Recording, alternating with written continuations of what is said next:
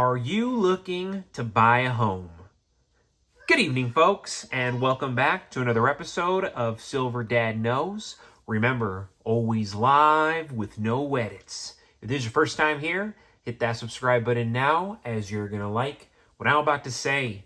So yes, folks, just begin this evening. I am presenting right here a 2018 Chinese panda. And some quick history on these pandas. Silver pandas were launched originally in 1983 and were struck in proof editions for the first 3 years. Those proof coins boasted a strictly limited mintage of 10,000 per year. In 1986, no silver pandas were produced, though they have been minted each year since. So right here, we are on the reverse, and the reverse artwork of these pandas changes annually. So that's very unique about these, and features a new panda scene, making them extremely desirable to collectors. In 2002, the gold coin corporations flirted with the idea of stopping the annual design change on the silver panda and repeated the 2001 artwork. The coin world voiced its displeasure, and the yearly changing artwork resumed right after in 2003. So 2001, 2002, they made that error. And then in 2003, they said, heck no, we got to go back to being unique and doing something different every year. And currently, you can still find these for under $41 with free shipping. I've been looking here and there at like some 2015s, 2014s, 2013s. And I mean, even as low as $39 with free shipping. When you're going to these coin shops, it's plausible that you're going to find Chinese pandas. But depending the year, and if you're looking for something specific, you might be better off getting them from online sources, of course, credible online sources, and then ideally get free shipping. And if you're paying, $38, $39, $40, that's truly fair, with the way the market currently is. But yes, folks, going back to the title of the episode, this is actually a true story. 2 years ago, I even decided to test the theory. Could I use physical silver to buy a house? With rising inflation, a shaky dollar, and my long-term belief in silver's value even 2 years ago, I figured it was worth a shot. At the time, silver was hovering around $25, $26 an ounce and had built up a respectable stack. I had built up a respectable stack over the years. When I found a house listed for around $250,000, around $250,000, I approached the seller with a proposal. Let me put down a portion of the down payment in silver. And, the seller, who happened to be an older gentleman, had a deep distrust of the banking system. We had a whole conversation about this beforehand.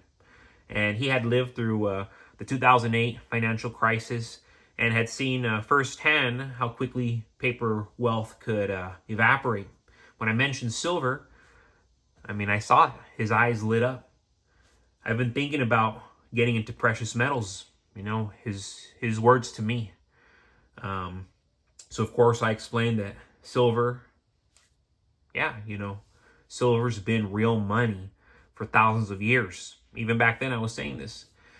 And I said, in my opinion, it is ridiculously undervalued. And because of that discussion, he liked the idea of diversifying his assets and avoiding excess bank involvement.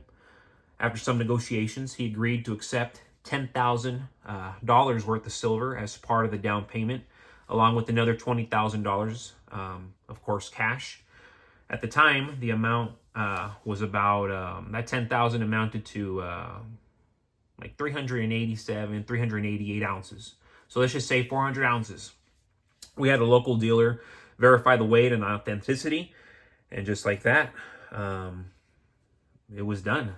Aside from the wire transfer from my bank, taking the cash. He also allowed me to pay 1/3 of it through silver. And to my understanding, he still has his silver. He's actually a subscriber to the show. The rest of the purchase went through the usual channels. So of course, I secured a mortgage for the remaining $220. But what stuck with me was how open-minded the seller had been. He saw silver not as a commodity, but as real money, something most people still don't know, and most people have forgotten if they knew it. Fast forward to today, and silver is now worth over $31 an ounce. So that same 400 ounces would be worth over $12,000. And that's a 20% increase in just 2 years. Meanwhile, the dollar has lost purchasing power because of the ridiculous, outrageous, stupid inflation. Had I held on to that silver, it would have preserved more of my wealth than if I had kept the equivalent amount in cash. But the real lesson was in liquidity.